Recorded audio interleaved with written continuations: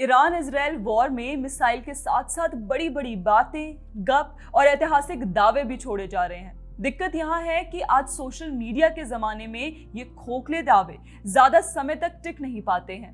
दरअसल Ali Khamenei ने एक ट्वीट कर लिखा कि जो लोग ईरानी लोगों और उनके इतिहास को जानते हैं वे जानते हैं कि ईरानी राष्ट्र सरेंडर करने वाला देश नहीं है।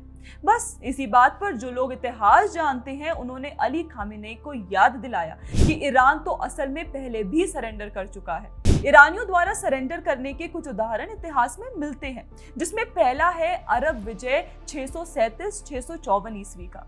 इसमें ससानिद साम्राज्य यानी कि अंतिम फारसी साम्राज्य को अरब मुस्लिम खलीफा द्वारा पराजित किया गया था। इस अवधि में अरब मुस्लिम सेनाओं ने सासनियन या कहें कि ससानिद साम्राज्य पर आक्रमण किया और उसे जीत लिया, जिसमें ईरान पर इस्लामी शासन स्थापित हुआ।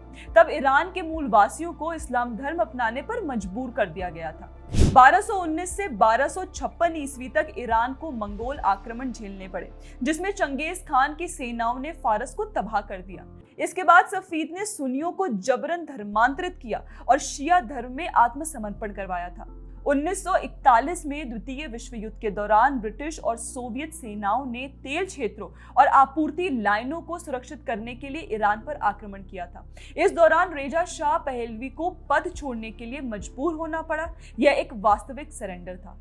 इराक के सामने 1980 से 1988 युद्ध में भारी हताहतों के बावजूद ईरान ने आत्मसमर्पण तो नहीं किया, पर इसने 8 साल के ब्रूटल वॉर के बाद 1988 में संयुक्त राष्ट्र युद्ध विराम यानी कि सीज फायर को स्वीकार कर लिया था।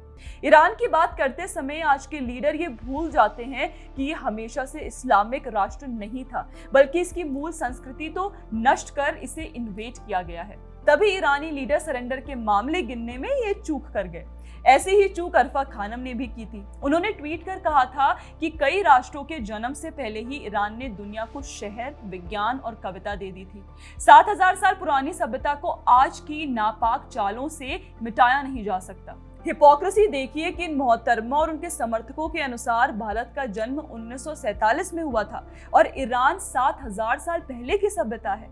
पर यह बताना भूल गई है कि जिस सभ्यता की वो बात कर रही हैं, जिसने दुनिया को विज्ञान से परिचय करवाया था, उसे तो इस्लामी आक्रांताओं ने खत्म कर दिया था। तो अरफा ने न सिर्फ इतिहास को लेकर झूठ बोला, बल्कि पारसी सभ्यता के आविष्कारों को भी इस्लामिक आक्रमणकारियों के नाम कर दिया। इसे ही तो माले गनीमत कहते हैं।